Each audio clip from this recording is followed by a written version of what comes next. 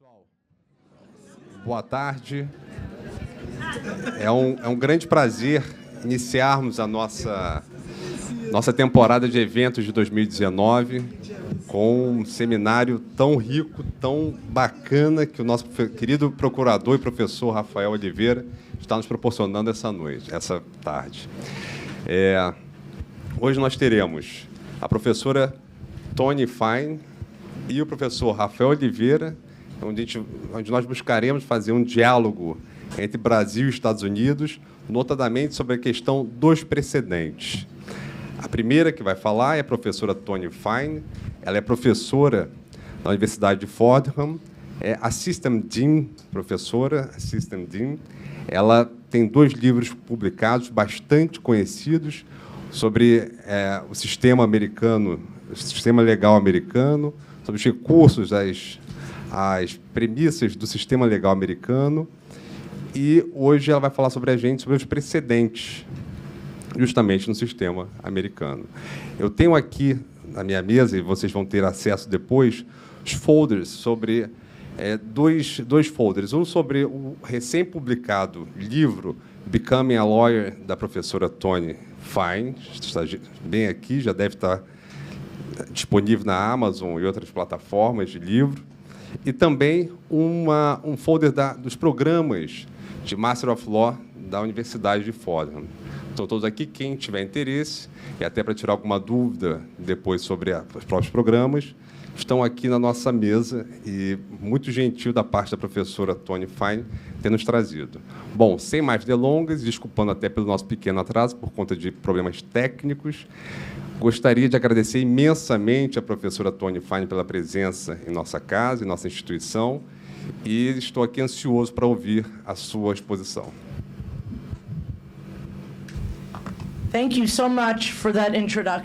Muito obrigada pela tua introdução e muito obrigado a todos pela participação. Todos conseguem me ouvir bem ou ouvir o intérprete? Muito bem. Eu irei falar mais devagar na esperança de que vocês possam compreender o inglês ou pelo menos que eu consiga fazer com que o intérprete me entenda.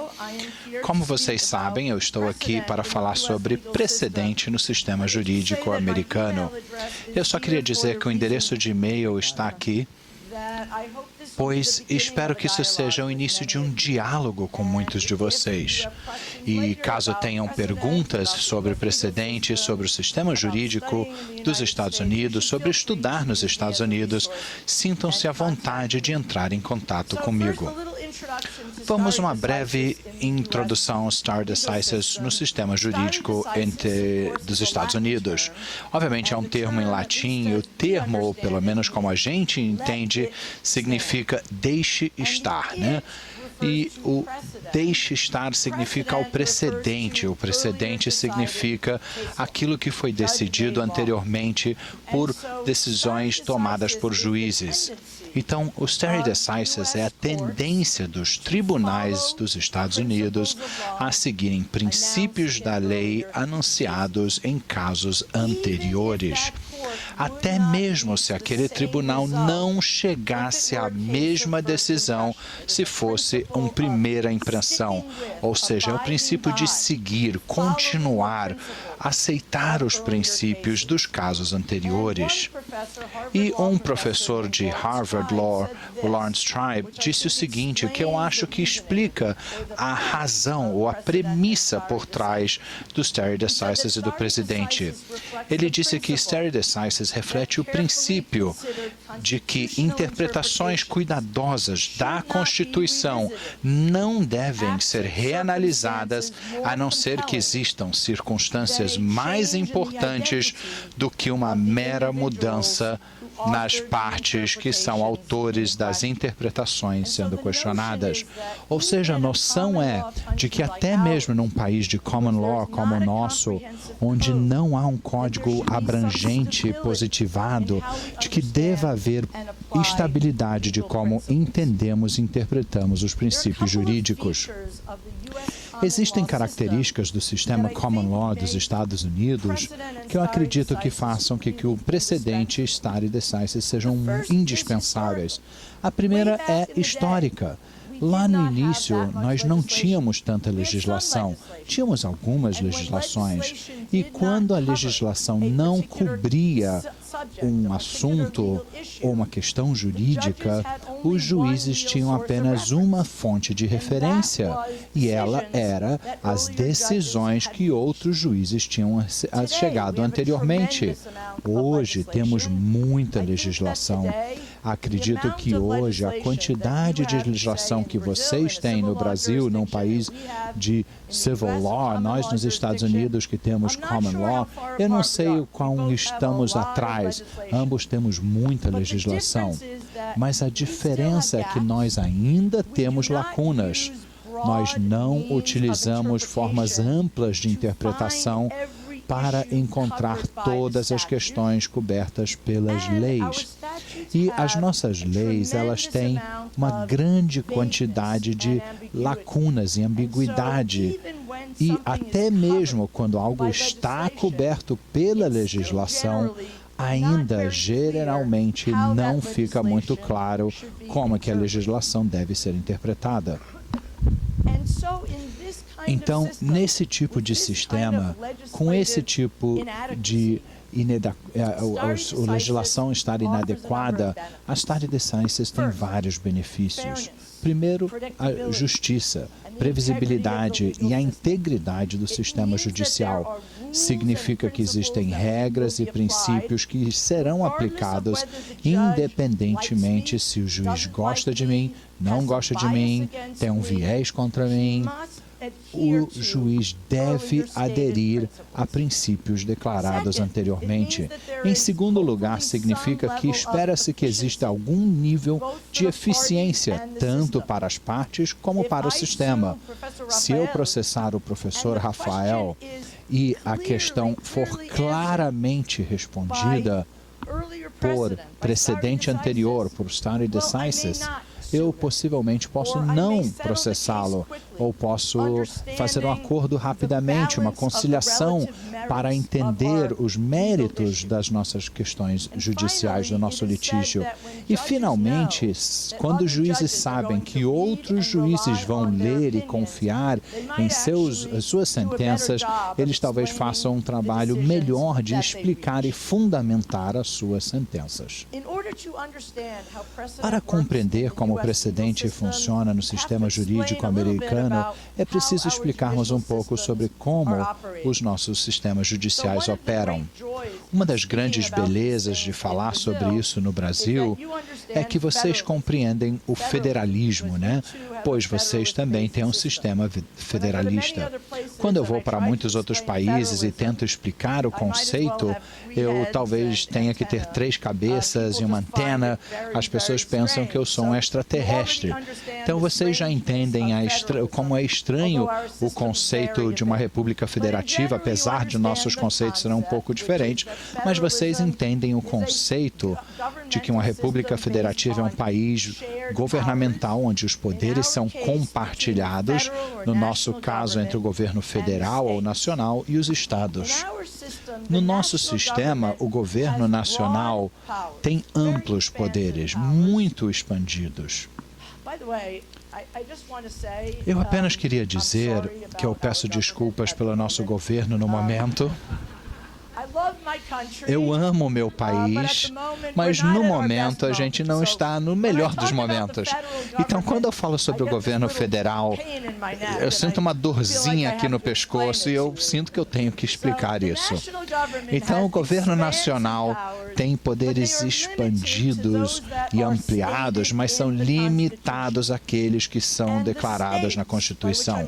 E os estados, quando eu falo estados, é Nova York, Califórnia, Flórida, os estados têm os poderes remanescentes. Todos os poderes que não são delegados ao governo federal na Constituição ficam por conta dos estados. E cada estado tem seu próprio legislativo, próprio executivo, assim como seu próprio judiciário. E, portanto, no final das contas, o que nós temos é um sistema judicial federal e 51, na realidade 52 ou 53, independentes e autônomos sistemas judiciais que operam estiveram lado a lado. O que eu gostaria de fazer hoje é me concentrar no sistema judicial federal, que é um sistema que é organizado tanto na base geográfica, assim como hierárquica. A organização hierárquica do sistema judicial federal parece uma pirâmide. Então, se imaginarmos uma pirâmide, teremos o que a gente chama dos District Courts, as cortes iniciais na base, ou as distritais na base, no meio, as cortes de segunda instância ou de recursos e, no topo, a Suprema Corte. Nós não temos uma corte constitucional como vocês e muitas outras democracias modernas têm. Nós temos apenas uma Suprema Corte no topo. A organização geográfica vai ficar mais clara no próximo slide, onde eu tenho um mapa, mas se pensarmos dessa forma, o país tem 94 cortes distritais, ou seja, o país é dividido em 94 distritos, que são divididos na base do estado, para que cada estado tenha 1, 2, 3 ou 4 cortes distritais. Acima, nós temos 12 cortes de recursos geográficos, que são de 1 a 12, 1 a 11, na realidade, mais o Distrito de Colômbia. E aí nós temos uma única Corte Suprema que tem jurisdição nacional. O conceito de um circuito é muito importante no sistema judicial dos Estados Unidos. Um circuito é uma área geográfica representada por um tribunal de recursos, e seja qual for o número de cortes distritais que se encaixam naquela região. E a noção de um circuito é muito importante para aplicarmos o stare decisis. E antes de entrarmos nisso, deixe-me me mostrar esse mapa. Os Estados Unidos, como o Brasil, é um país bem grande, é um formato um pouco diferente. Mas, se olharmos os estados como Arizona, Colorado, Novo México, Utah, vocês veem que não há pontos pontilhados, linhas pontilhadas, que representam cada uma única corte distrital.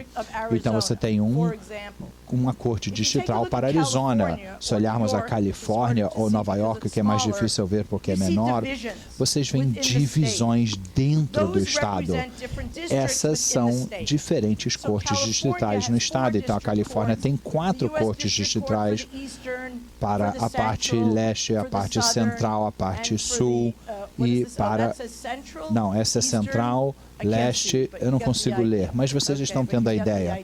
Vocês estão tendo a ideia. E se somarmos todas essas cortes distritais, são 94. Vejamos agora o que é o circuito. Por exemplo, o 9º circuito é o Tribunal de Recursos para o 9º circuito, que engloba todas essas cortes distritais. E essa ideia de um circuito que nós veremos depois é fundamental para sabermos como aplicarmos o princípio de precedente e de stare decisis, que nós vamos entrar agora. Quando existe um caso apresentado perante a corte, ela sempre precisa decidir até que ponto e se há precedente que deve ser considerado ao decidir aquele caso. Alguns desses precedentes serão o que nós chamamos de vinculantes ou obrigatórios. Outros precedentes serão persuasivos. Outros ainda serão totalmente irrelevantes. Existem 4 considerações que um tribunal deve levar em consideração para determinar se precedente é vinculante, persuasivo ou não importante ou nada relevante. Deixe-me explicar o que o vinculante e persuasivo significa, pois possivelmente vocês estão pensando especialmente com relação ao persuasivo. O vinculante é o que é.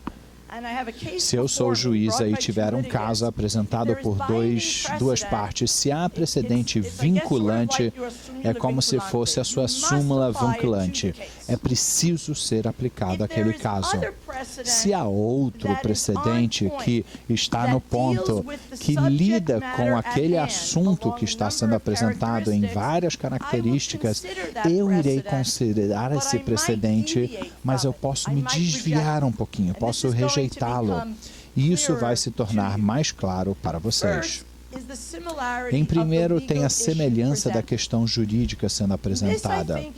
Isso eu acredito que é o que determina, na primeira instância, se o precedente é relevante,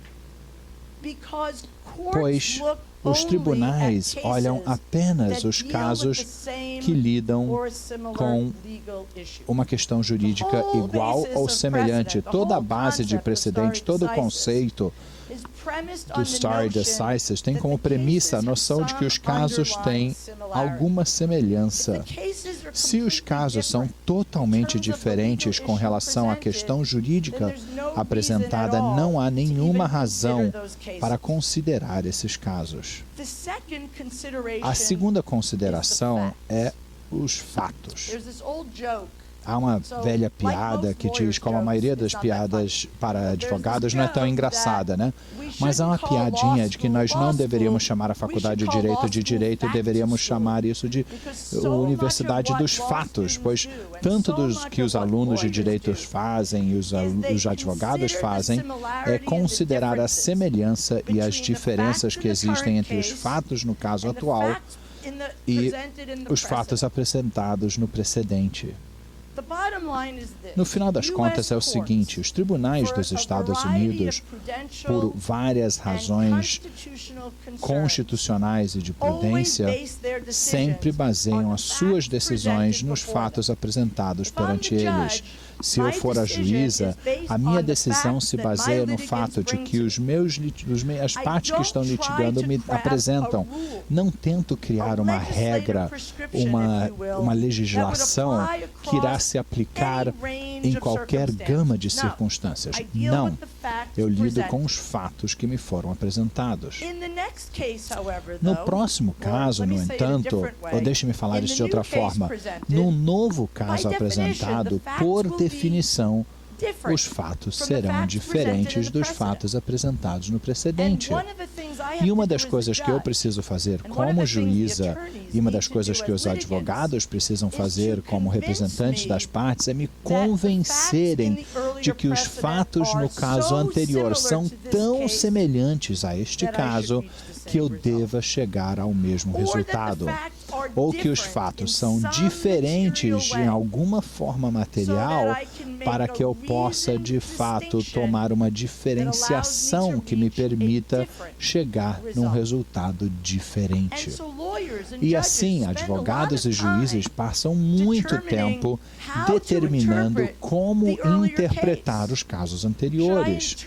Eu devo interpretar aquele caso de forma mais ampla para entrar numa faixa maior de fatos novos. Devo interpretar de forma mais estrita para aplicá-la apenas a uma pouca quantidade de fatos que são semelhantes aos fatos nos quais já foi tomada a decisão. Os fatos são novos e diferentes para que eu precise decidir como um juiz do novo caso a expandir a regra ou a limitar a regra.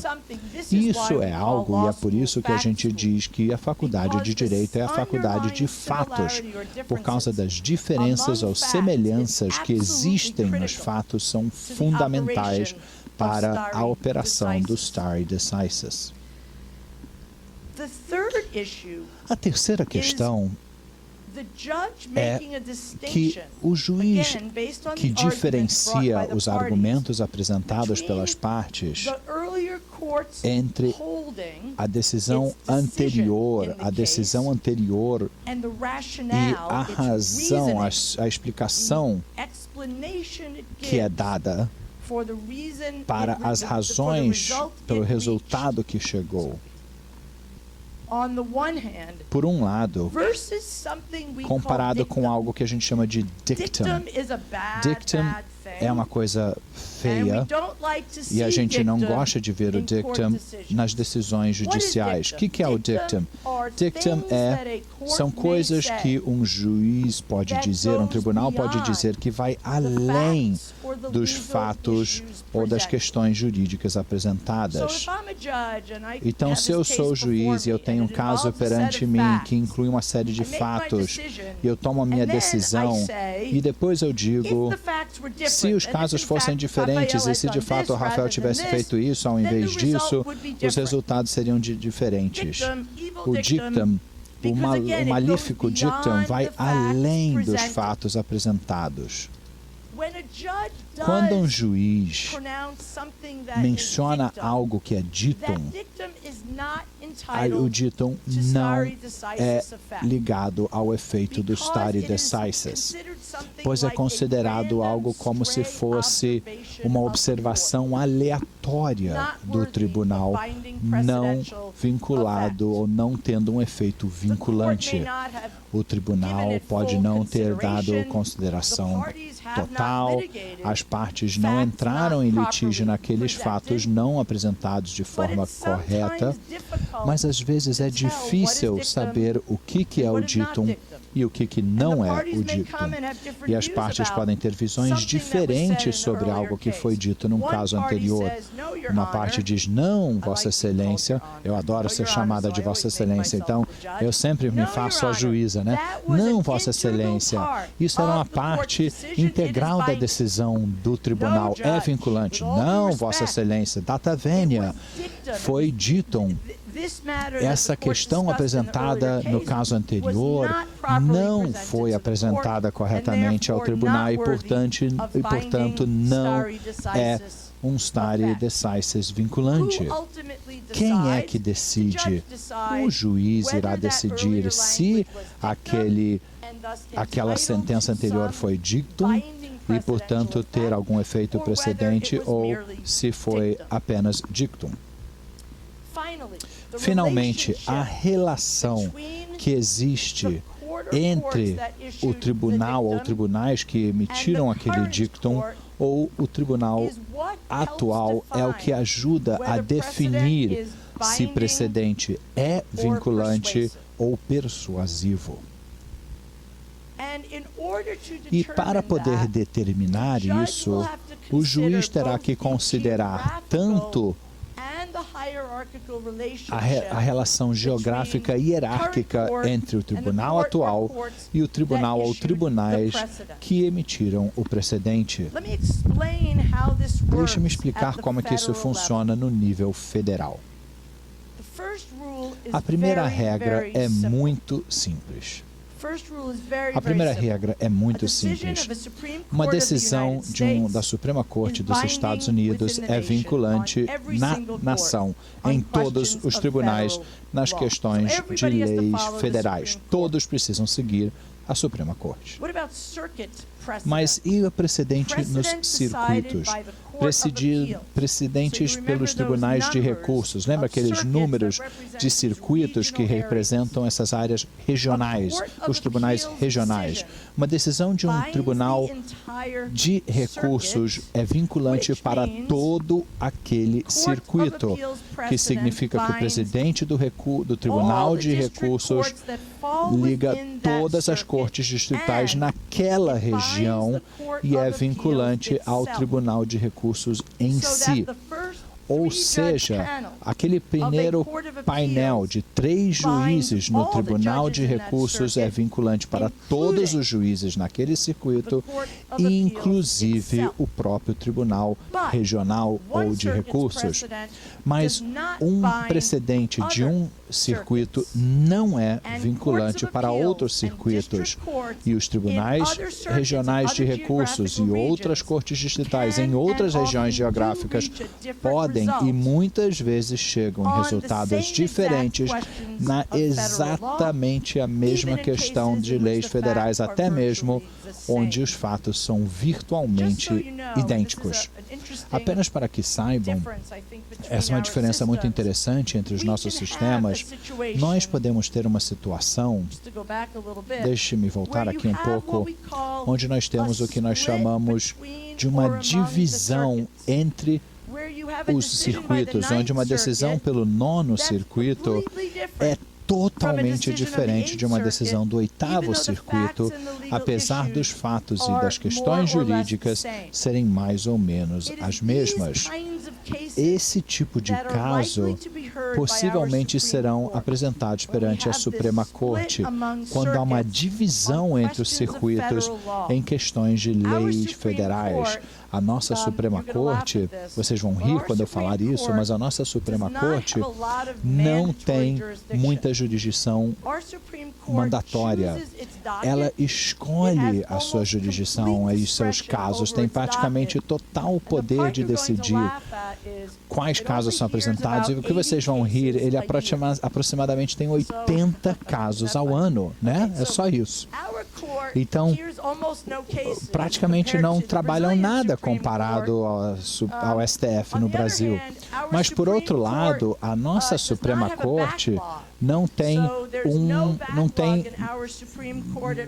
um atraso, né? A gente não tem nada, mas isso eu acho que é melhor. Não sei, o que é melhor? Não ter nenhum número de casos atrasados. O seu STF tem muitos casos e muito atraso, mas muitas pessoas têm direito a ter acesso. E o nosso não trabalha muito, diríamos, mas eles não têm nenhum atraso, né? Então, é uma abordagem bem diferente. Finalmente, as decisões das cortes distritais, aqueles de primeira instância na base da pirâmide, essas decisões não têm nenhum efeito vinculante de precedente. Então, se eu for uma juíza decidindo um caso, a primeira coisa que eu vou dizer é: há precedente vinculante? Há precedente vinculante que venha do meu circuito ou da Suprema Corte? Se houver, e eles decidirem a resposta, acabou. Eu devo seguir aquela decisão. Se não existe precedente vinculante, o que eu faço? Bom, eu irei olhar os precedentes não vinculantes, os precedentes persuasivos e decidir se a fundamentação dos outros tribunais vão me persuadir. Mas se não há precedente vinculante, eu sou livre para chegar à decisão que difere das decisões anteriores.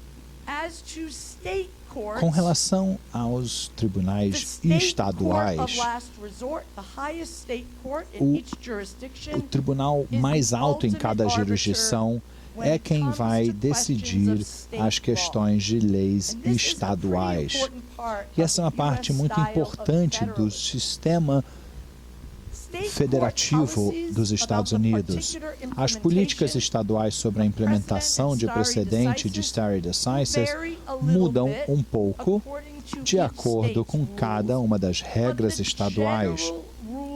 Mas a regra geral é a seguinte: o tribunal inferior segue os tribunais superiores em sua jurisdição, com talvez um pequeno desvio, e um tribunal de fora do Estado que interprete a lei daquele Estado deve ficar na pele, deve estar na pele daquele Tribunal Superior daquele Estado e fazer aquilo que acha que aquele Estado faria. Deixe-me dar um exemplo. Vamos supor que eu sou um juiz do Distrito Federal em Nova York e, de alguma forma, eu tenho que interpretar a lei do Estado da Califórnia.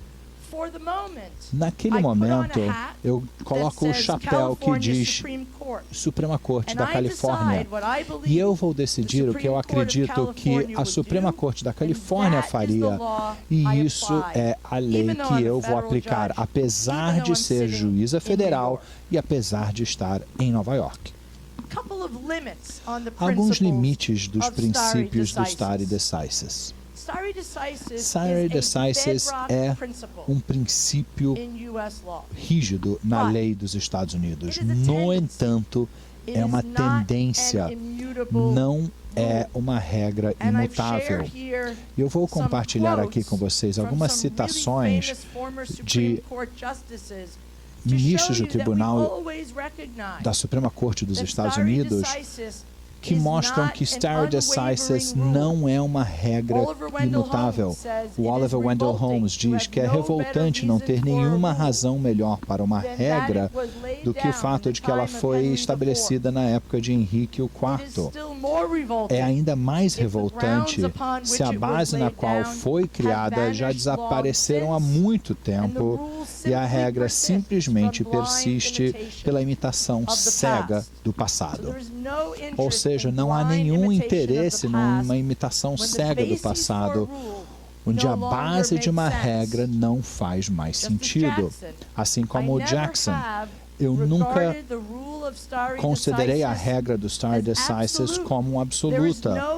Não há nenhuma infalibilidade sobre quem criou os precedentes, especialmente os ministros da Suprema Corte. Não podemos negar ao processo judicial a capacidade para melhoria, adaptação e alteração, a não ser que estejamos preparados para deixar todo o progresso e evolução da lei para o processo legislativo. E mais recentemente, os nossos precedentes não são sacrossantos. Nós já passamos por cima de decisões anteriores onde a necessidade e a propriedade de fazê-lo foram estabelecidas, e eu acho que uma das mais favoritas que eu tenho é a obrigação de seguir o precedente começa com a necessidade, e uma necessidade contrária estabelece o seu limite máximo.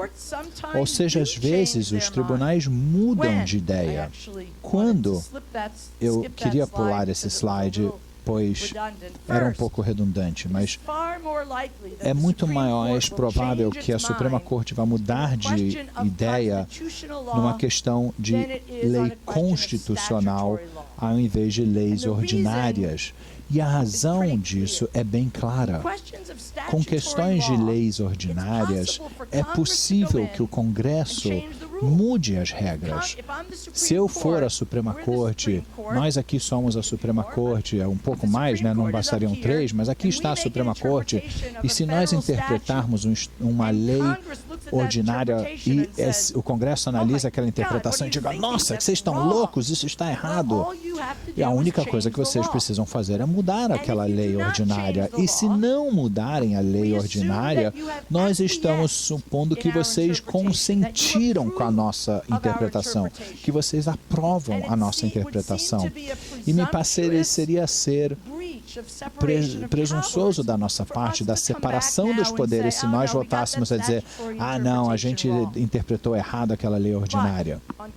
No entanto, nos assuntos constitucionais, não é possível que o Congresso simplesmente mude a lei. Na realidade, nos Estados Unidos é muito, mas muito difícil mudar a Constituição. E eu sei que isso é uma outra área na qual nós temos uma diferença.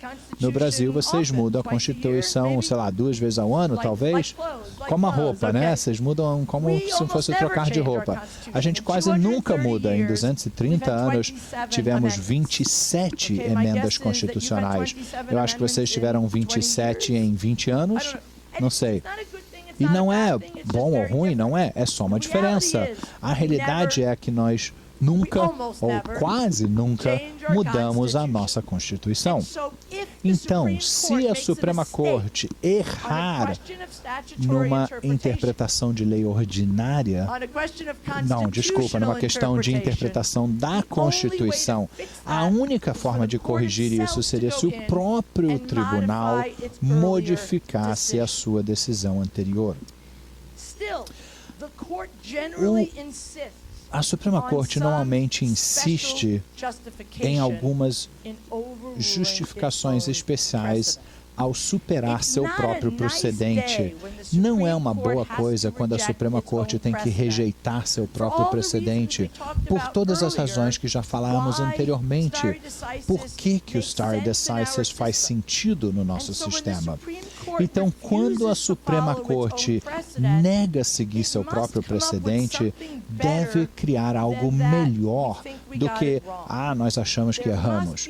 Deve existir algo na natureza de uma justificativa, uma fundamentação especial. A Suprema Corte já declarou vários fatores que serão considerados para determinar se o precedente deve ser revertido ou confirmado.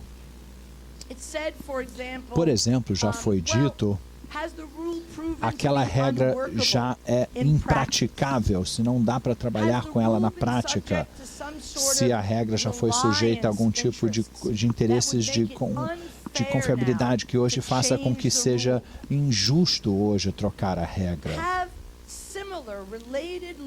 Princípios jurídicos semelhantes relacionados já acabaram com a força, com a validez daquele precedente, fazendo com que o tribunal seja um resultado de uma doutrina abandonada. Ou os fatos mudaram de tal forma que o precedente simplesmente não faz mais sentido. Mas já vimos críticas, e são críticas legítimas, de que a Suprema Corte não aplicou esses princípios de modo consistente e uniforme. E, portanto, o Justice Scalia, muitos de vocês talvez já ouviram falar, ele esteve na Suprema Corte e faleceu mais ou menos essa época do ano, há 2 anos. Ele, num caso, disse o seguinte: para ser honesto, não me surpreende que a Corte tenha escolhido hoje analisar os padrões do stare decisis estabelecidos em Casey, aquilo que a gente acabou de ver, e, portanto, expôs a deferência extraordinária do Casey ao precedente para o expediente com base no resultado que ele apresenta. Ele acusa a Corte de decidir seguir ou rejeitar o precedente com base em nada mais do que o desfecho que os ministros querem alcançar. E isso é totalmente incompatível com a nossa compreensão de como o stare decisis deve trazer previsibilidade e consistência à lei. Eu vou encerrar por aqui e fico muito feliz de ouvir os comentários do professor Rafael sobre stare decisis e eu espero que, se tivermos tempo, ouvir também suas perguntas e seus comentários. Muito obrigado a todos.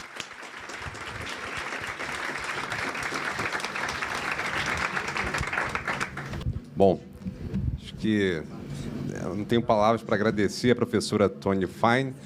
É extremamente didática a exposição dela. Essa exposição estará no nosso canal do YouTube. Acho que realmente para todos os alunos graduandos a gente pode indicar, porque, e não só graduandos, mas também de pós-graduação, a didática do sistema legal americano foi realmente incrível. E gostaria de agradecer mais uma vez a brilhante exposição da professora Toni Fine. Vou passar agora a palavra para o professor Rafael Oliveira, procurador também da casa, um querido amigo meu, de várias empreitadas, hoje colega de 2 instituições de educação que nós fazemos parte. Aqui quase há 20 anos já juntos, desde o primeiro concurso, a gente iniciando aqui na casa. Não tenho tanto cabelo branco quanto você, mas mas é uma grande alegria, um carinho enorme que eu tenho por esse professor. A única tristeza é que ele é professor de Direito Administrativo, não de Direito Civil. Mas eu estou aqui ansioso para ouvir a palestra dele também sobre precedente. E só para dar um detalhe, né? que a professora Toni Fine foi a sua orientadora no pós-doutorado, né? Isso é um detalhe bastante interessante para ver como é possível fazer um diálogo, inclusive em estudos de pós-graduação. Professor Rafael, gostaria de ouvir a sua palestra. Bom, boa tarde a todos. Primeiro, quero agradecer ao professor Daniel por ter aberto a oportunidade de fazer esse evento internacional, um diálogo Brasil-Estados Unidos. E quando o Daniel me deu essa oportunidade, eu não pensei em nenhum outro nome, a não ser o nome da professora Toni Fine. Thank you, Toni. It's a great honor to have you here. Okay, thank you. Eu conheci a Toni em 2016, quando eu fui fazer meu programa de pós-doutorado na Fordham University, em Nova York. E eu me lembro que no primeiro contato com a professora Toni, além de uma aula brilhante, eu me lembro que, além do pós-doutorado, eu fiz um curso de inverno sobre o direito norte-americano. Nessa primeira aula, de uma aula brilhante da professora Toni, vocês viram, é muito didática, você não precisa nem conhecer os termos técnicos, jurídicos americanos para entender a mensagem, é impressionante. Ela se tornou uma grande amiga, não só minha amiga pessoal, mas amiga da minha família, da minha mulher, do meu filho na época e da minha filha, que ela ainda vai conhecer, que foi fruto desse pós-doutorado. Então, foram dois presentes do pós-doutorado. O grande presente da amizade da Toni, uma amizade para a vida inteira, e a minha filha. Foram dois grandes presentes que eu tive. E um livro. Aliás, falando em livro, eu quero já, antes de falar do meu tema, o livro da professora Toni Fine, a professora acabou de publicar, Becoming a Lawyer, e nas melhores livrarias, Amazon, etc. E a professora está aqui, em loco, para quem também quiser tirar alguma dúvida em relação, como ela disse, aos estudos nos Estados Unidos. Bom, eu já antecipo que a Fordham é sensacional, eu tive essa experiência pessoal, recomendo a todos, para quem tiver interesse, eu também me coloco à disposição, junto com a professora Toni, para, eventualmente, fazer algum curso. Para quem não tem muito tempo para fazer um LLM, tem um curso de verão e tem um curso de inverno. O curso de inverno, o primeiro curso, foi o meu curso, acho, em 2016, salvo engano. I think so. Foi o primeiro curso. E maravilhoso, foram mais ou menos 2 semanas de curso, além das aulas teóricas, a professora Toni leciona. Nós conhecemos a Corte de Arbitragem de Nova York, conhecemos o Tribunal Federal do Brooklyn, que julga casos de falência, etc. Conversamos com a juíza, vimos o julgamento, falamos com a juíza depois do julgamento, uma aula da juíza lá, explicando o que ela ia fazer, então foi super interessante, parecia que estava dentro de um filme. Enfim, e por que eu escolhi o tema dos precedentes? A professora Toni é uma referência no tema, a professora tem artigo publicado em revista brasileira, na revista Forense, um artigo clássico sobre precedentes judiciais, que os processistas todos citam. E eu me lembro que, quando eu quis aprofundar o estudo dos precedentes no direito administrativo, fui procurar as referências e a Toni apareceu nessas primeiras pesquisas e me foi muito bem recomendada. Então, fui para Nova York lá estudar esse tema e busquei fazer uma análise diferente daquela análise que a gente estava acostumado, porque no Brasil já se começava a falar dos precedentes judiciais, especialmente por conta do novo Código de Processo Civil. Eu fui além, eu quis estudar a adaptação da teoria dos precedentes judiciais na esfera administrativa. Claro que eu tratei dos precedentes judiciais, fiz a pesquisa também, trouxe a comparação com o sistema brasileiro, mas eu quis também, e esse vai ser o tema da nossa conversa, falar de uma adaptação da teoria dos precedentes judiciais para a esfera administrativa, para os processos administrativos.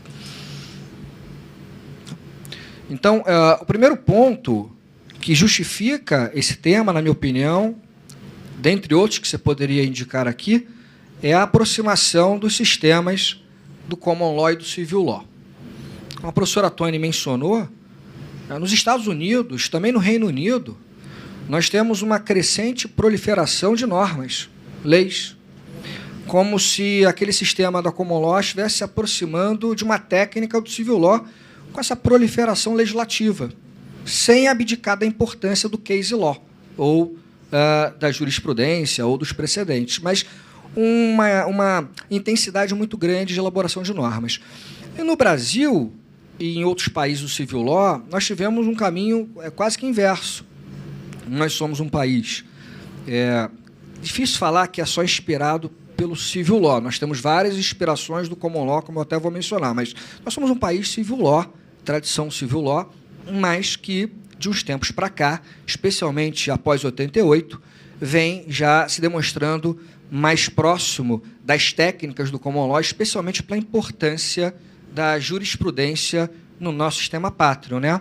Súmulas vinculantes, controle concentrado, não só o concentrado, mas o próprio controle difuso, a abstrativização do controle difuso, e outros institutos demonstram essa importância cada vez mais forte da jurisprudência no Brasil.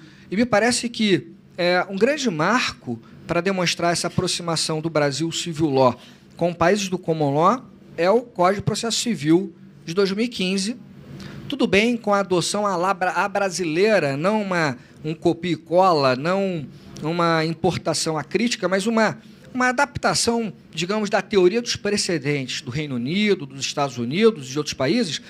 E uma grande diferença, dentre outras, que se poderia mencionar, é que lá nos Estados Unidos e no Reino Unido, você só considera uma decisão judicial precedente no julgamento dos casos futuros.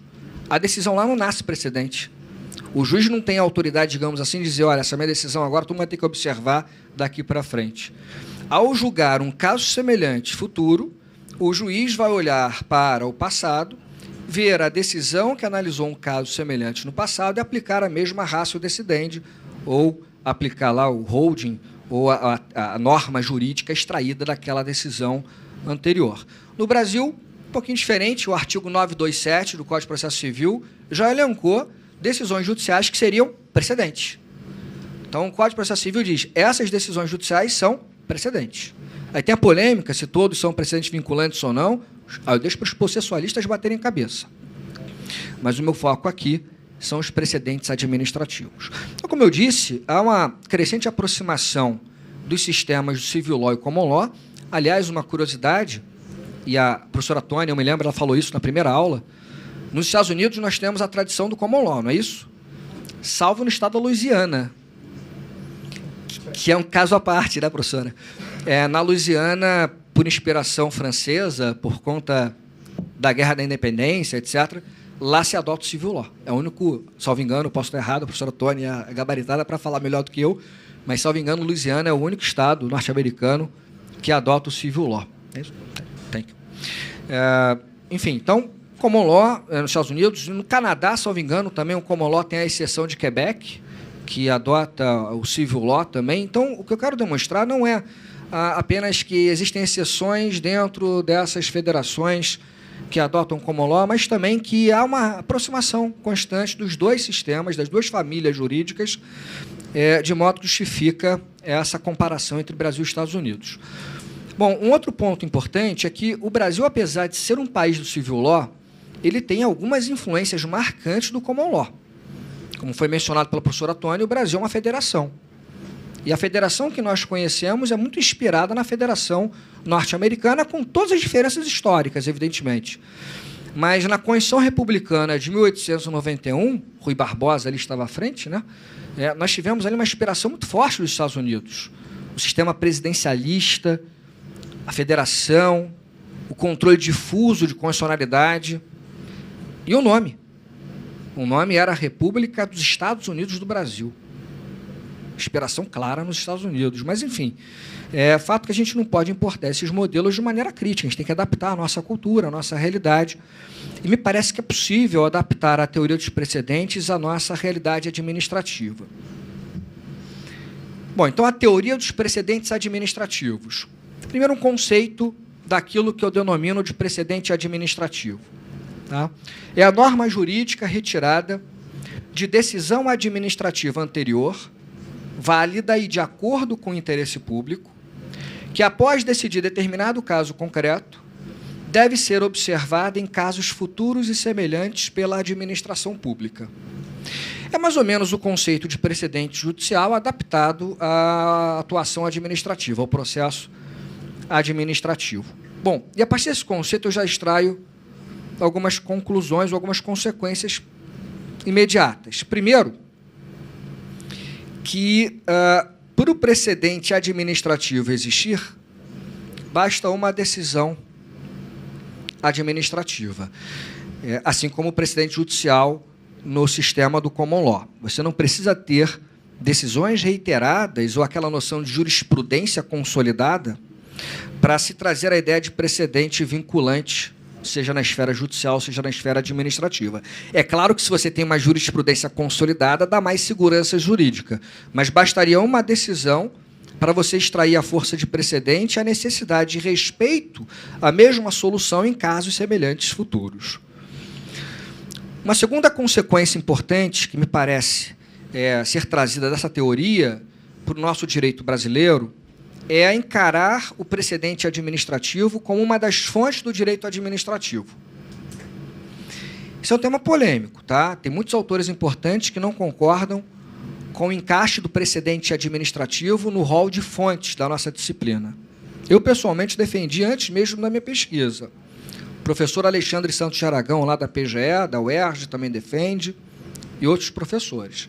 Mas tem uma linha ainda doutrinária que diz que o precedente administrativo não seria propriamente uma fonte do direito administrativo, porque, ao trazer uma decisão, o administrador público, o gestor, ele apenas aplicaria a lei ao caso concreto, sem criar normas, sem criar a tal norma jurídica que vai ter que ser observada em casos futuros.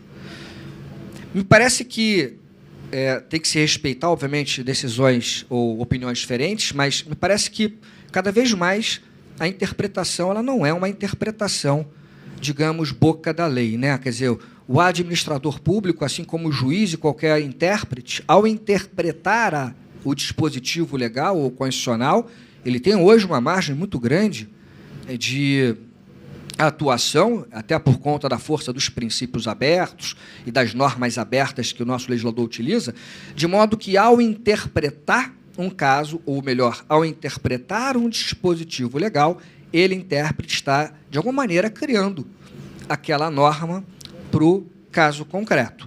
Então, obviamente, que você pode ter algumas aí, distinções em relação às premissas ou em relação às conclusões, mas eu defendo, ao lado de alguns autores, que os precedentes administrativos deveriam ser encarados como fonte do direito administrativo, ainda que não como fonte primária, pelo menos uma fonte secundária, até porque o precedente não pode violar a lei naturalmente. E a ilegalidade de um precedente, uma ilegalidade superveniente, pode até justificar o overruling, né, ou a superação do precedente, como a gente vai ver. Bom, os fundamentos dos precedentes administrativos. Bom, de início, os fundamentos são muito semelhantes aos fundamentos dos precedentes judiciais. Então, primeiro, nós temos um rol de princípios constitucionais que justificariam a adoção de precedentes, inclusive na via administrativa. Princípio da igualdade, princípio da segurança jurídica, boa-fé e proteção da confiança legítima, princípio da razoabilidade e da proporcionalidade e princípio da eficiência também. A igualdade autoexplicativa, quando você deve tratar igualmente pessoas que estão em situação semelhante, né? Isso nada mais é do que a ideia de igualdade. Então, quando a administração pública atua de maneira coerente, respeitando aquilo que ela decidiu em casos semelhantes, isso traz, né, uma ideia de igualdade para as pessoas que são destinatárias da decisão estatal. Porque, senão, pode virar aquela administração pública que alguns conhecem, viram ou veem por aí, em que ela decide um caso de uma maneira, na outra situação, como tem algum amiguinho, familiar, ou um parente, ou seja lá o que for, a decisão é diferente e os casos são os mesmos. A empresa que pede uma autorização para instalar, uma licença para se instalar numa determinada região, para desenvolver economicamente a região, consegue isso rapidamente, uma outra empresa consegue isso rapidamente, a na terceira, não vou muito com a sua cara, não dou o consentimento. Evidentemente que você tem meios para impugnar isso, mas a ideia de uma coerência administrativa é uma ideia de igualdade. A ideia de segurança jurídica, proteção da boa-fé e confiança legítima também justifica essa adoção da teoria dos precedentes, uma vez que, na atuação estatal, o Estado, ainda que decida determinado caso concreto, ele, ao noticiar essa decisão, ao publicizar essa decisão no caso concreto, ele gera uma expectativa legítima em toda a comunidade jurídica de que ele, Estado, se não for esquizofrênico, vai atuar de maneira igualitária e coerente em casos futuros. Então, a partir da decisão estatal, no caso concreto, você cria previsibilidade, não surpresa. Não só para atrair investimentos, mas também sob a ótica do tratamento de direitos fundamentais. O princípio da razoabilidade e proporcionalidade é quase autoexplicativo. A ideia de que a administração pública, se ela decide casos semelhantes de maneira diversa, ela atua de maneira arbitrária, excessiva, desproporcional. Mas também a ideia de eficiência. É mais barato você seguir os precedentes. Aqui eu estou focando na eficiência econômica, mas eficiência pode ser lato sensu, custos-benefícios. Quando você tem uma administração pública que respeita os precedentes administrativos, você gera, por exemplo, um impacto positivo, uma externalidade positiva, que é a potencial diminuição de litigiosidade. Se a administração decide casos de forma semelhante, uniforme, isso tende a diminuir a discussão na via administrativa ou judicial daqueles que não tiveram uma decisão igual num caso semelhante. Então, isso gera uma diminuição potencial de custos para a máquina administrativa, sem olvidar ainda, sem esquecer ainda da celeridade, da velocidade. Até porque o gestor, quando decide, tem que justificar. Quando ele já tem um caso semelhante analisado, é muito mais fácil fazer aquela motivação te relacionem, né, citando casos já julgados, para dizer, olha, decidi daquela mesma maneira, decidi da mesma maneira. O ônus argumentativo é menor quando ele segue os precedentes. Não observar um precedente gera um ônus argumentativo diferenciado, reforçado, para dizer por que aqui eu estou fazendo uma distinção? Por que eu vou decidir de maneira diferente? E esse trabalho argumentativo gera, no mínimo, tempo, se for uma decisão séria. Bom, até então, esses princípios justificariam a adoção de precedentes na esfera judicial e na esfera administrativa. Mas na esfera administrativa eu tenho ainda fundamentos mais específicos. Um deles, o artigo 2º, parágrafo único, inciso 13, da Lei de Processo Administrativo Federal. O artigo 2º, parágrafo único, inciso 13, da Lei 9784 de 99, que diz que a interpretação da norma administrativa deve ser realizada de forma que melhor garanta o atendimento do fim público a que se dirige. Entre aspas, vedada a aplicação retroativa de nova interpretação. Então, a ideia de que as interpretações devem ser coerentes e uma mudança de interpretação, se ela ocorrer, deve ser para o futuro, para evitar uma violação à segurança jurídica, à boa-fé e à confiança legítima. Na mesma Lei de Processo Administrativo Federal, nós temos o artigo 50, inciso 7, que é um outro fundamento. O artigo 50 fala da motivação dos atos administrativos e diz lá, a motivação deve indicar os fatos e fundamentos jurídicos. E quando for deixar de aplicar a jurisprudência firmada sobre a questão, ou quando discrepar de pareceres, e a atuação da Procuradoria é importante, laudos, propostas e relatórios oficiais, essa discrepância tem que ser justificada, e não é só uma justificativa pro forma, você tem que apresentar as razões que justificam a adoção de uma tese diferente num caso semelhante. Que seria o distinguish, que é muito conhecido no common law. Outro fundamento é o artigo 15 do CPC. O que o artigo 15 do Código de Processo Civil diz? Que devem ser aplicadas as regras do processo civil ao processo administrativo, naquilo que não houver conflito. Mal comparando, a gente pode adaptar naturalmente a ideia de coerência jurisprudencial que você encontra no artigo 926 e 927 do CPC, aplicar a mesma lógica aos processos administrativos para, adaptando, se concluir pela necessidade de coerência na jurisdição, entre aspas, administrativa. Não é jurisdição propriamente dita no Brasil, quase isso, né? Ou até isso, para dependendo da nomenclatura que você queira utilizar. Bom, então esses eram fundamentos que eu trouxe na pesquisa lá na Forja em 2016. E aí eu coloquei isso no livro Precedentes no Direito Administrativo. Publiquei o livro. Meses depois, em 2018, veio a LINDB alterada, e aí eu tenho que acrescentar agora um novo fundamento, o que é bom. A obra já fica desatualizada no fundamento, porque O legislador não deixa a gente ficar atualizado nunca. Mas o que é bom é que reforça o que eu estava defendendo, porque agora nós temos o artigo 30 da LINDB. E alguns autores começaram a escrever sobre precedentes administrativos. Tema que até então quase ninguém escrevia, era pouca coisa na doutrina. Então, o artigo 30 da Lei de Introdução às Normas do Direito Brasileiro diz que as autoridades públicas devem atuar para aumentar a segurança jurídica na aplicação das normas, inclusive por meio de regulamentos, súmulas administrativas e respostas a consultas. Parágrafo único. Os instrumentos previstos no caput deste artigo terão caráter vinculante em relação ao órgão ou entidade a que se destinam, até ulterior revisão, se houver. Então, o artigo 30, na minha opinião, cai com uma luva nesse reforço da ideia de que temos que adotar uma teoria de precedentes administrativos no Brasil. Como eu disse, a questão das fontes, né, já tinha adiantado essa questão, há uma polêmica se os precedentes administrativos se encaixariam ou não como fontes.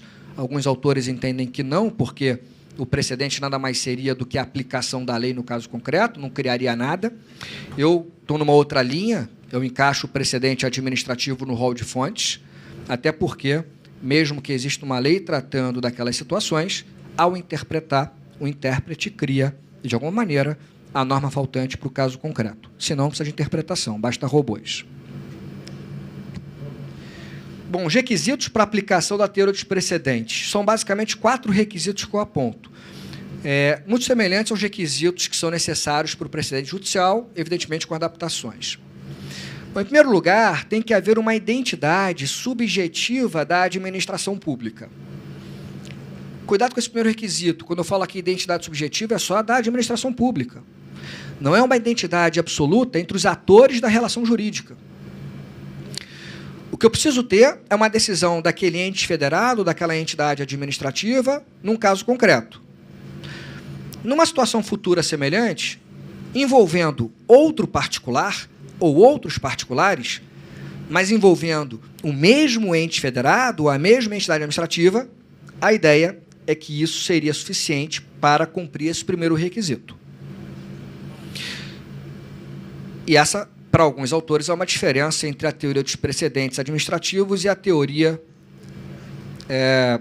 lá do direito civil especialmente, da autovinculação, da teoria dos atos próprios, venire contra factum próprio, em que muitos defendem que deveria ser em relações jurídicas com as mesmas pessoas. Isso não é pacífico, tem a polêmica, mas, enfim, aqui não é necessário que as relações jurídicas envolvam exatamente as mesmas pessoas.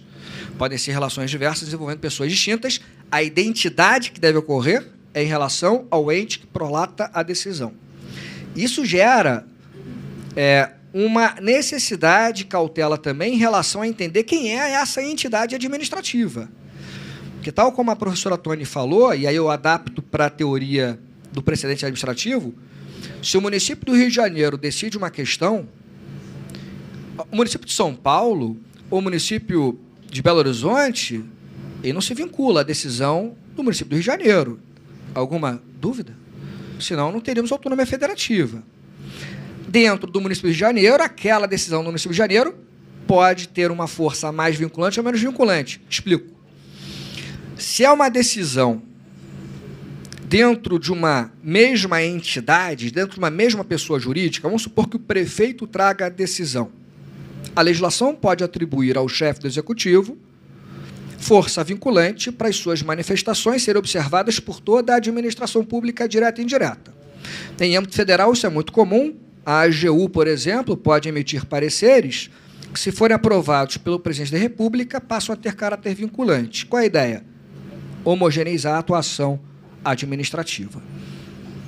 Agora, é diferente quando a decisão é tomada por uma autarquia, por uma estatal, por uma fundação. Aí são pessoas jurídicas distintas. A decisão de uma autarquia não vincula o prefeito, não vincula a estatal e vice-versa, para usar o exemplo do município, tá certo? Então, a ideia de identidade subjetiva é a decisão vai ser tomada envolvendo a mesma pessoa jurídica administrativa que decidiu um caso anterior semelhante. Se for a mesma pessoa administrativa, tem que respeitar a decisão anterior. O segundo requisito é a identidade objetiva, que é aquilo que a professora Tony disse. Os fatos analisados no caso precedente, anterior, devem ser semelhantes aos fatos analisados no caso atual. Então, você tem que demonstrar essa semelhança entre os fatos pretérito e atual. Se você tiver uma relevante distinção entre os fatos, isso justificaria uma não observância dos precedentes. Terceiro requisito é a legalidade. A gente não pode esquecer que, ainda que a legalidade não tenha mais aquele brilho todo que tinha na época positivista, a legalidade é fundamental ainda, tem que se atuar em conformidade com a lei. Então, se é verificado um precedente ilegal, na própria autotutela, se isso ainda for possível, porque tem aquele prazo decadencial para atos ilegais que geram efeitos favoráveis para administrados, ressalvado a má-fé, mas para atos ilegais, se for dentro do prazo possível para autotutela, você pode anular, entre aspas, digamos assim, um precedente ilegal ou fazer uma superação do precedente para o futuro. Até porque eu sou daqueles que defendem há muito tempo a possibilidade do prospective overruling, da modulação de efeitos no controle, não só de constitucionalidade, como nós temos no direito positivo, mas também no controle de legalidade dos atos administrativos. A Lei de Processo do Estado do Rio de Janeiro prevê modulação de efeitos no controle de legalidade, e eu defendo isso há muito tempo. A professora Patrícia Batista, da UERJ, também defende isso há muito tempo, que é da PGE. Enfim, outros autores também defendem isso. E um último requisito, só para a gente passar para os próximos slides, eu estou chegando ao final, é a inexistência de justificativa relevante e motivada para a alteração do precedente. A gente não pode esquecer que o direito não pode ser congelado. Isso não ocorre nem nos precedentes judiciais. De estabelecer um governo dos mortos sobre os vivos. Evidentemente que a sociedade vai ser alterada, o direito vai ser alterado, as convicções podem se alterar, e se você trouxer uma justificativa razoável, plausível, você poderia fazer uma superação do precedente, mas a regra geral é que a superação seria dali para frente, não retroagindo para prejudicar as pessoas que já se beneficiaram daquele precedente ou daquela decisão que acabou de ser superada. Põe aqui, chegando no final, técnicas que a Common Law está bastante familiarizada. Na aplicação dos precedentes, isso vale não só para os precedentes administrativos, mas também os precedentes judiciais no Brasil, que é o que a gente sempre viu lá no Common Law, na teoria do stare decisis, como falou a professora Tony. Cada vez mais nós vamos trabalhar com sistemas de analogia e distinguishing, ou seja, cada vez mais vamos analisar o nosso direito brasileiro a partir de comparações entre casos. E isso demonstra aproximação com a Common Law. Ou seja, para você aplicar o precedente administrativo ou judicial no caso futuro, você vai fazer analogia, o primeiro passo. Se os fatos forem semelhantes, aplico a mesma decisão. Se eu fizer distinções entre esses casos, se houver distinções relevantes, materialmente relevantes, eu deixo de aplicar o precedente naquele caso concreto, que é o distinguishing, como a gente fala. O Código de Processo Civil consagrou isso. A Lei de Processo Administrativo Federal já falava disso há muito tempo. O CPC consagrou isso no artigo 489, quando fala da motivação dos atos judiciais, ou das decisões judiciais. E, por fim, a ideia de superação dos precedentes administrativos, a técnica overruling, como já é estudada há muito tempo no direito do common law, no direito norte-americano, no inglês, etc. A ideia de que você pode superar precedentes quando houver justificativa para tanto. O que se exige aqui, na superação dos precedentes administrativos ou judiciais, o que se exige, naturalmente, é a motivação. Então, você justifica lá o porquê da mudança de entendimento, porque senão vira insegurança. E, como regra geral, uma inaplicabilidade da nova orientação a casos pretéritos. Eu só relativizo isso se for para melhorar a situação daqueles que já tiveram alguma decisão eventualmente. Para piorar, certamente jamais. Pessoal, mais um. Fechamos aqui. Eu tentei ser o mais breve possível, porque, enfim, eu fiz um livro sobre isso, então dá vontade de ficar falando aqui o dia inteiro. Eu acho que não seria justo, porque vocês tiveram uma verdadeira aula com a professora Tony, então tentei ser o mais rápido possível nas minhas falas aqui. E queria dizer que a ideia de precedente administrativo pode parecer uma utopia, se a gente olhar para a nossa realidade administrativa, mas nada se muda rapidamente no Brasil, a não ser a Constituição Federal. Enfim, a gente tem que começar a mudar a cultura, não só a legislação, que já traz o respaldo para os precedentes administrativos, mas me parece que temos que mudar a cultura dos juízes, na ideia de presidente judicial, mas também a cultura de nós aqui, advogados públicos, a cultura de vocês amanhã, futuros juízes, promotores, advogados, procuradores, enfim, porque se a gente não tiver uma aplicação concreta e efetiva dessas noções, nada vai mudar e aquilo que está na lei não vai pegar, como muitas coisas não pegam, infelizmente, no Brasil. Muito obrigado a todos.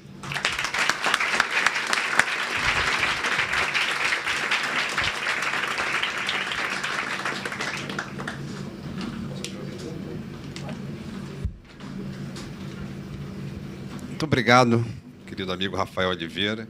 Brilhante exposição, tema justamente do livro já publicado. E estamos agora abertos para questionamentos. Para quebrar o gelo, eu vou começar com já que estou aqui na mesa, né? Para a professora Tony Fine. Um dado estatístico, não sei se você saberia, mas as emendas constitucionais à Constituição Americana foram 27. A Suprema Corte costuma aplicar o overruling?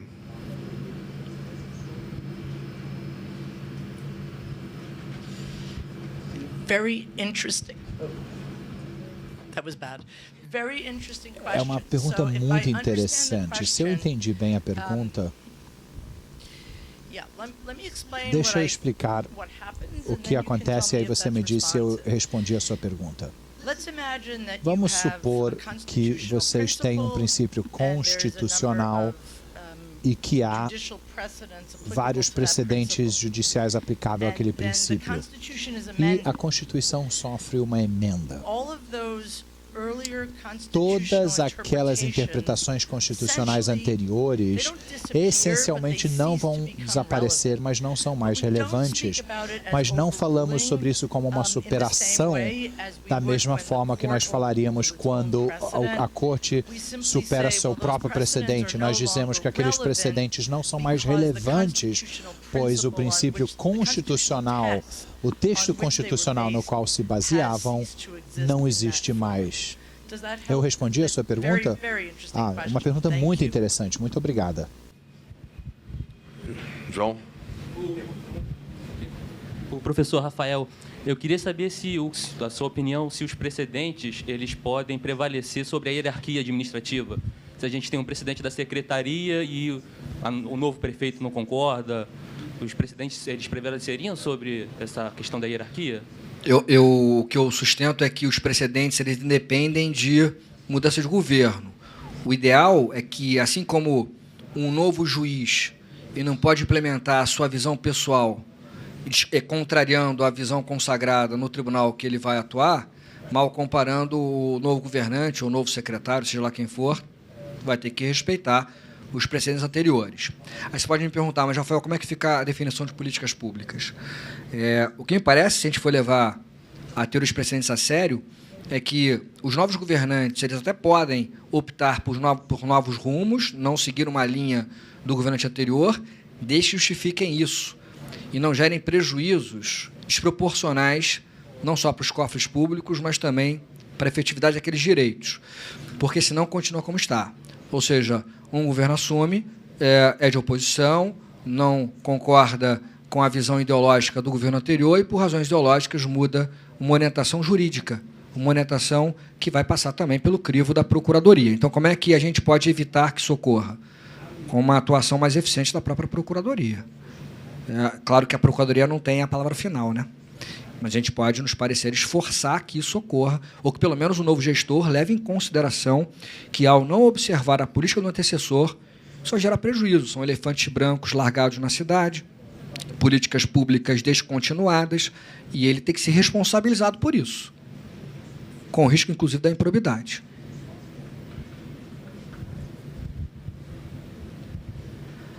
Professor, qual seria o impacto para a responsabilidade do parecerista no caso de uma não observância por equívoco de um precedente? Bom, obrigado pela pergunta também. Queria parabenizar a pergunta do outro colega também. Em relação a essa questão, até a LINDB, a Lei de Introdução às Normas do Direito Brasileiro, traz um fator novo. Novo, não, na minha opinião, mas, enfim, um fator maior de segurança. A sua pergunta falou se, por equívoco, ele não conhece ou não observa um parecer anterior ou um precedente e traz uma orientação diferente. Para você responsabilizar pessoalmente o parecerista, a tese sempre foi que essa responsabilidade seria subjetiva. E aí você teria que comprovar o dolo ou a culpa. Havia uma orientação que agora ficou consagrada no campo legislativo, na LINDB, a ideia de que não basta dolo ou culpa, tem que ser dolo ou culpa grave.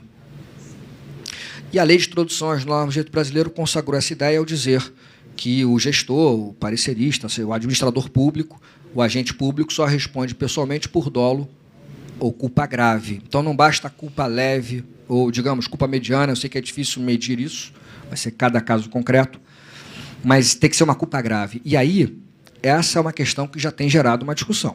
Tá? O professor, salvo engano, tá? Gessé Torres, desembargador aqui no Rio de Janeiro, salvo engano, Gessé Torres, enfim, posso estar fazendo confusão, mas ele defendeu a inconstitucionalidade desse dispositivo da LINDB, porque violaria o artigo 37, parágrafo 6º da Constituição, que traz a responsabilidade objetiva do Estado e traz a responsabilidade pessoal dos agentes no caso de dolo ou culpa, e não faz nenhuma gradação, dolo ou culpa. A LINDB restringiu, dolo ou culpa grave, para evitar aquela administração pública do medo, o medo de decidir, etc., trazer mais respaldo para aquele que toma decisões estratégicas. A pessoa que tem medo de decidir, não decide, ou decide mal. Então, há essa polêmica. Eu não vejo inconstitucionalidade, aliás, defendi isso na última edição que saiu agora do meu curso. O Benenboy, Gustavo Benenboy, André Cirino, em artigo recente, também defenderam que não há inconstitucionalidade, eu estou com eles também. Enfim, eu acho que pode haver responsabilidade em caso do dolo ou culpa grave. O que não dá é só trazer, digamos, uma responsabilização sem limites para qualquer gestor, parecerista, seja lá quem for, simplesmente porque não aplicou a decisão anterior. Evidentemente que ele vai ter que corrigir isso, e se não houver ali a demonstração de dolo ou culpa grave, na minha opinião, não vai ter que responsabilizar, seja o gestor, seja quem for, aquele que emitiu a opinião ou decisão. Tá bom?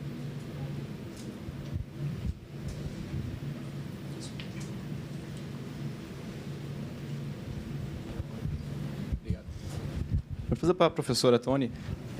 Professor, eu não sei em detalhes como é o processo para se tornar um juiz nos Estados Unidos. A minha pergunta é se existe alguma crítica entre a forma como se torna um juiz nos Estados Unidos e isso provocaria algum tipo de desproporcionalidade na formação da jurisprudência. Se um processo de escolha de juiz possa ser viciado em algum termo, se existe uma crítica nos Estados Unidos sobre essa sistemática.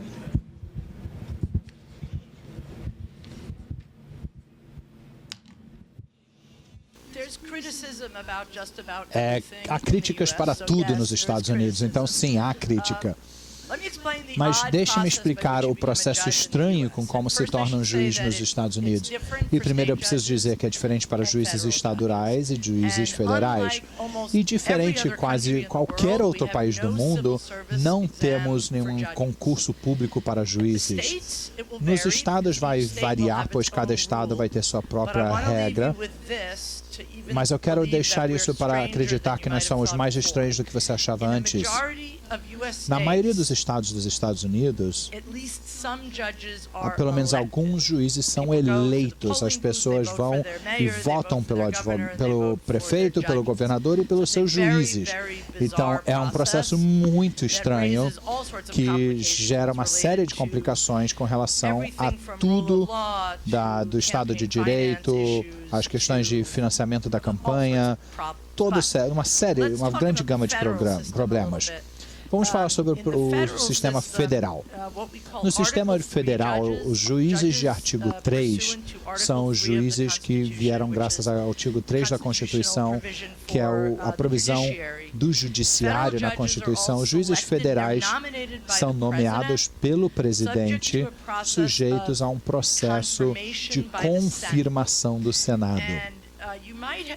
E vocês talvez leram há 2 anos, quando o Justice Scalia faleceu, que tínhamos um grande problema. Não chamaria de crise, mas foi um problema em que o presidente Obama fez uma nomeação e os republicanos do Senado simplesmente recusaram considerar aquela pessoa, pois ele estava há 2 anos de uma nova eleição.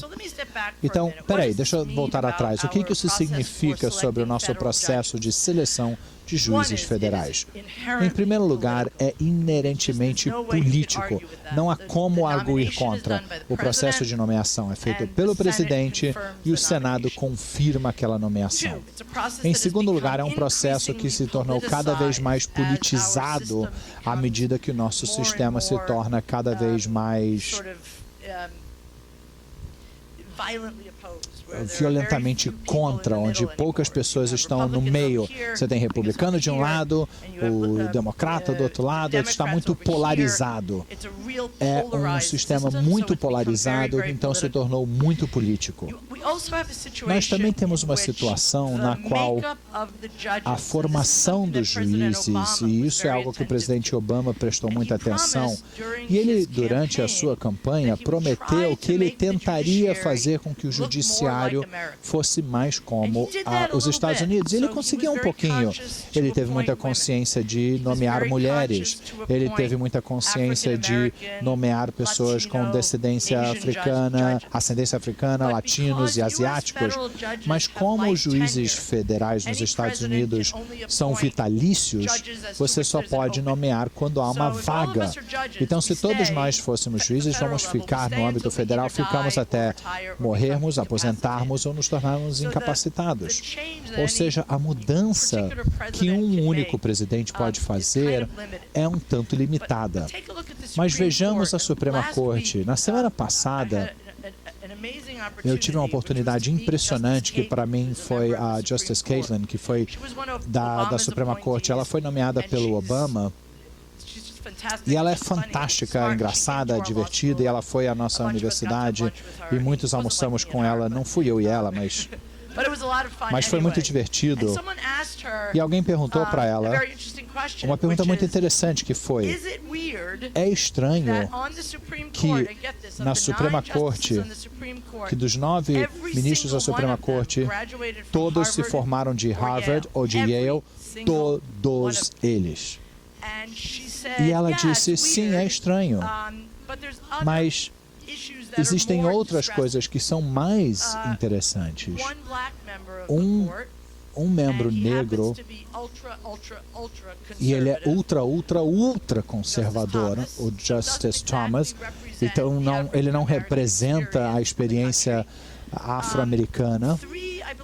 Acredito que 3 são judeus de 9, 4 ou 5 católicos entre os 9, ou seja, obviamente está totalmente diferente do que é os Estados Unidos. 3 mulheres, um latino, e todos eles são da costa oeste ou da costa leste. Então, existe um problema nos Estados Unidos que, pelo menos no nível federal, as cortes não representam a formação do país. Obama ficou muito interessado em corrigir isso. E ele fez coisas excelentes, mas não o suficiente, pois não há tanto que uma única pessoa possa fazer. E hoje estamos numa situação onde o presidente atual não tem nenhuma aspiração de fazer algo. Então, os seus 2 nomeados foram homens brancos conservadores. O último, vocês talvez leram com relação à audiência de confirmação, onde parece que ele possivelmente cometeu perjúrio sobre as atividades quando ele era jovem. Vocês leram sobre isso? Isso saiu no jornal aqui. ele, na realidade, parece que era uma pessoa que era machista, bêbado, e ao invés de ser honesto, que o que a maioria das pessoas queriam que ele fizesse, de dizer, olha, que eu fui um jovem bobo e desde então aprendi muito, e eu sei que eu cometi falso testemunho, eu fui eu, ele ficou indignado e disse que nada disso era verdade. Então, existem muitos problemas com a formação do judiciário. Eu gostaria de ver os tribunais federais parecerem muito mais como a América em todas as dimensões, não apenas qual faculdade que você foi, e você não precisa nem ser advogado para estar, mas gênero, religião, classe socioeconômica, etc. Acho que são poucas pessoas que foram ministros e que foram pobres, pessoas que, na realidade, tiveram dificuldades, a diversidade geográfica. Outra coisa é que a maioria dos ministros, além da Elena Kagan, todos foram juízes das primeiras instâncias. Ela não. Ela era do Obama, ela foi a Dean da Harvard Law School, mas nós não temos pessoas dos tribunais estaduais, de pessoas do legislativo. Então, pessoalmente, eu acho que muitas pessoas compartilham a ideia de que as cortes deveriam ser mais diversificadas, mais pluralistas com relação a diferentes categorias, mas o mecanismo político com o qual eles são selecionados faz com que isso seja um pouco difícil. Muito obrigada pela pergunta. Mais alguma? Tem uma ali.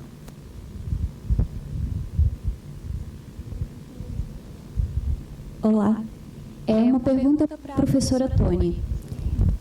Vários autores brasileiros, ao tratar sobre precedentes, utilizaram um autor americano, Dworkin, quase como um guru, a ponto de citar as palavras integridade e coerência no nosso novo Código de Processo, que são conceitos da teoria dele. Minha pergunta é, esse autor é bem aceito nos Estados Unidos? Os conceitos que ele traz são importantes para a formação de precedentes lá?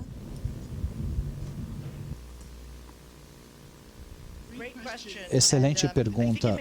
E eu acho que é a primeira vez que meu nome foi utilizado na mesma frase que o professor Dworkin. Então, muito obrigada. Acho que talvez será a última vez. Então, o professor Dworkin era um cara fantástico. Eu nunca conheci ele, mas eu já ouvi ele dar aulas e era um fantástico professor. É difícil pensar em alguém que teve menos impacto, ou mais impacto, desculpa, que teve mais impacto na comunidade educacional do que o Ronald Dworkin. Ele era uma pessoa de grande tamanho para nós. No entanto, isso é uma outra divisão interessante entre o Brasil e os Estados Unidos. Os nossos tribunais não se preocupam muito com o que os professores dizem. E se nós tivéssemos um diálogo entre juízes e a academia, os juízes diriam, por que você não pode, vocês acadêmicos, por que vocês não podem escrever algo que a gente de fato possa usar? E os acadêmicos diriam, por que vocês juízes não são inteligentes o suficiente para saber o quão importante é aquilo que nós escrevemos? Então eu diria o seguinte, que o Dworkin teve uma grande influência na lei dos Estados Unidos, mas a sua influência no judiciário tem sido um pouco mais indireta, que até mesmo possa ser reconhecido aqui em outros lugares, mas deixe-me dizer que quando eu venho aqui para o Brasil, eu sempre fico impressionada com como vocês são bem educados, até mesmo jovens, e fico tão grato por isso. Eu acho que nos Estados Unidos, os estadunidenses às vezes são um pouco menos educados, então eu realmente agradeço que uma pessoa jovem tenha lido Dworkin e sabe sobre as teorias dele. É realmente muito iluminador. Muito obrigada. Professora Toni, nós, há 15 anos, nós recebemos o professor Ronald Dworkin aqui na Procuradoria. E o professor Rafael foi o responsável por levá-lo para nightclubs, para o bar. It's hard to imagine. Yeah, it's hard.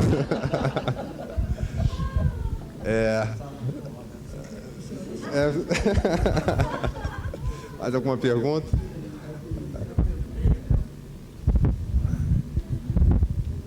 Bom, Para a professora Toni, não conheço muito bem o sistema judicial norte-americano e eu tenho uma dúvida sobre o contencioso administrativo, se eles têm essa cultura de contencioso administrativo nos Estados Unidos e se tiver, né, por causa das agências e da atuação governamental, se a aplicação dos precedentes no direito norte-americano na esfera administrativa segue a mesma linha na lógica do contencioso do judicial normal.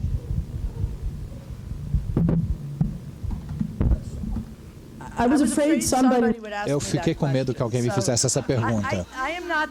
Eu não sou a especialista que o professor Rafael é nessa área.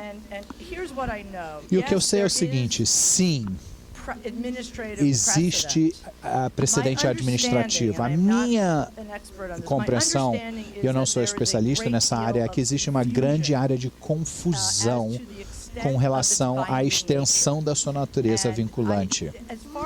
E até onde eu saiba, isso não foi verificado muito nos Estados Unidos até um grande ponto, mas eu não sei se o professor Rafael saiba mais do que eu sei sobre isso. Você já estudou o precedente administrativo nos Estados Unidos, ou eu sou a especialista na sala, que se for o caso seria assustador?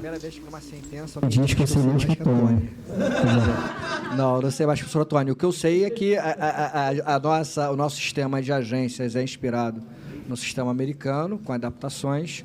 Eles têm a lei das agências, a lei de processo administrativo federal dos Estados Unidos, é muito conhecida. Até onde eu sei, a ideia de coerência é uma ideia da cultura americana. Então, eu não sei se utilizam a mesma lógica, digamos, a mesma técnica como as cortes, mas certamente a preocupação com a coerência é muito maior nas agências americanas do que aqui. Isso não evita críticas também. Porque na época, enfim, das mudanças de governo, Clinton, Obama e agora, enfim, outros, o Trump agora, decretos executivos têm sido revogados, revistos, às vezes de uma noite para outra, de uma hora para outra. Isso é um problema de segurança, mas normalmente eu diria, sem conhecer também muito, eu não sou expert lá do sistema americano administrativo, das agências, conheço outras questões dessas agências, mas me parece que lá tende a ter mais coerência do que aqui.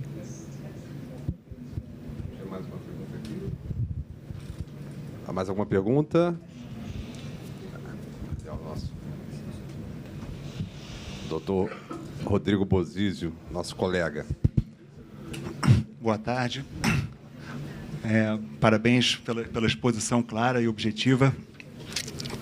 E queria tocar num tema aqui que diz respeito à nossa atuação na trabalhista, né? Na Procuradoria Trabalhista. Sou aqui o emissário para trazer um tema que diz respeito ao direito do trabalho, ao direito processual do trabalho. Na reforma trabalhista de 2017, uma modificação importante a respeito da forma de edição e alteração de súmulas do Tribunal Superior do Trabalho. Estabeleceram-se ali alguns requisitos formais para alteração ou cancelamento de súmulas, e até para sua edição também. Então, é necessário, por exemplo, que haja 2/3 de votos entre os membros do tribunal. É necessário que o tema tenha sido decidido por maioria, na maioria das turmas, num determinado número de sessões.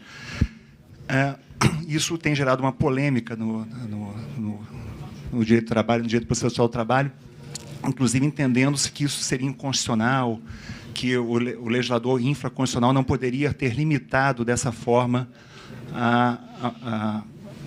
o campo de decisão do Tribunal Superior do Trabalho na edição de seus precedentes, de suas súmulas, que, a rigor, não tem caráter vinculante, mas, de certa forma, até impedem, sim, recursos para tribunais superiores quando esses recursos investem contra o enunciado dessas súmulas. Sei que não é o tema de especialidade, não é específico da palestra, mas não queria perder a oportunidade de ouvir a opinião dos todos da mesa a respeito disso. Se essa limitação formal à maneira de alteração da súmula gera algum tipo de inconstitucionalidade. E é claro que há uma razão para isso, né? A reforma, na verdade, nesse ponto houve uma reação a alguns momentos em que a jurisprudência do TST, de fato, deu uma guinada de forma a surpreender a boa-fé daqueles que, por vezes, por décadas, se pautaram suas condutas pelo que dispunha uma súmula que foi, então, alterada. Rodrigo, eu me senti aqui na prova oral da Procuradoria. Quando eu fui de mascarado, porque eu não sei nada de direito do trabalho, processo de trabalho. Você começou a falar trabalho, processo de trabalho, eu falei, meu Deus do céu. Pesadelo voltou, 20 anos depois. Me livrei disso aí em 2001, nosso concurso, né? Rodrigo é do nosso concurso. Não, mas eu entendi, a pergunta não foi sobre direito, foi sobre a edição das súmulas. Foi só o choque da matéria. Inicial foi quase sair daqui correndo. Mas assim, eu não conheço a fundo a nova regra, eu confesso que eu não analisei essa sistemática que foi colocada. Eu acho que isso toca muito em direito constitucional, eu não vejo, não me recordo, se na Constituição Federal existe uma limitação expressa maior para edição ou reformulação de súmulas. Essa questão fica mais a cargo das normas internas dos tribunais, eventualmente uma legislação que venha a ser elaborada. Eu acho assim, em termos ideais, deveria ser, digamos, um processo qualificado para a formulação de uma súmula e especialmente para a revisão de uma súmula. Tanto na formulação da súmula, porque a partir daquele momento, não é a súmula que teria o caráter... tudo bem que nosso trabalho lá não vai ter a decisão do TST, caráter vinculante, que não está no rol do 927 do CPC. Mas, enfim, ainda um caráter persuasivo muito forte para os próprios tribunais que estruturam o seu trabalho. Mas me parece que, ao elaborar uma súmula, não seria a própria súmula que teria essa força toda. A força vem da ratio decidendi dos casos concretos que geraram a elaboração da súmula. Então, modificar uma súmula impacta, na minha opinião, como você acha que deixou claro, indiretamente na própria segurança jurídica, porque você está modificando a tese que tinha sido consagrada em casos repetidos, não repetitivos, repetidos, casos em várias situações. Eu não sei se seria inconstitucional, porque, como eu disse, não vejo na Constituição Federal um procedimento claro sobre elaboração e reformulação de súmulas. Mas me parece que não seria adequado estabelecer um processo muito fácil para a formulação de súmulas, que vão, de alguma maneira, não engessar, mas dar uma diretriz para a atuação de todos os tribunais que estão ali abaixo daquela corte trabalhista, e especialmente para a reformulação. Eu me lembro, vou puxar para a minha matéria já para fugir do trabalho.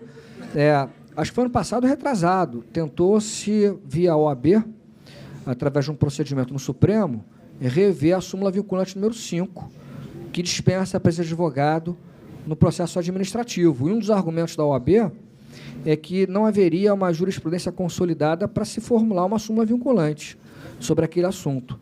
O Supremo disse, vou manter a súmula e ponto. O procedimento foi, não sei qual foi o termo correto, arquivado, sim, não foi à frente, não teve reformulação de súmula. Eu acho que deve ser um processo dificultoso para a reformulação de súmulas, vinculantes ou não, porque isso impacta na segurança. A gente poderia pensar numa inconstitucionalidade por violação à segurança jurídica, por violação a um outro princípio, se você afrouxar muito esse processo. Acho que é possível se trazer esse questionamento. Agora, se simplesmente reduziu as amarras ou se trouxe mais amarras dentro de uma certa, digamos, margem de ação, maleabilidade do responsável pela norma lá administrativa, acho que seria difícil falar em constitucionalidade, quando muito falar que é uma norma inconveniente.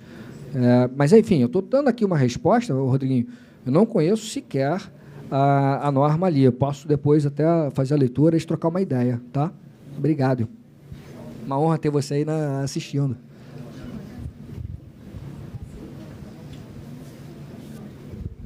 A senhora gostaria de comentar alguma coisa sobre o processo de... Eu só queria dizer uma coisa rapidamente. Obviamente, eu sei nada sobre a lei trabalhista, muito menos do que o Rafael, eu diria. Mas nos Estados Unidos, eu acho que a maioria das pessoas diriam que não há elemento constitucional no stare decisis, que o stare decisis e o uso do precedente é uma prática interna dos tribunais, uma tradição muito forte, mas não uma que tem uma importância constitucional. Essa é uma coisa que eu diria, pois talvez há uma diferença entre os nossos sistemas. Só isso que eu diria. Mais alguma pergunta? Bom, acho que a gente pode caminhar para o encerramento do seminário. Quero dizer que foi uma grande alegria, repito, começar essa temporada de 2019 com esse seminário absolutamente fantástico, sobretudo que tratou de teoria das fontes, na realidade, né? É mais do que direito constitucional, é a constituição do próprio direito. E gostaria de agradecer o nosso tradutor, que deve ter feito com bastante... Agradecer a filmagem, agradecer todo o pessoal do Centro de Estudos pelo apoio no evento. Faço em nome da nossa querida Ana Guerra. E dizer que nós estamos aí iniciando com o pé direito esse ano de 2019 com esse grande evento. Professora Tony, muito obrigado por ter dedicado esse tempo precioso para vir aqui falar para a gente. Professor Rafael Oliveira também dedicar o seu tempo super precioso para vir falar um pouco para a gente. Muito obrigado e até logo.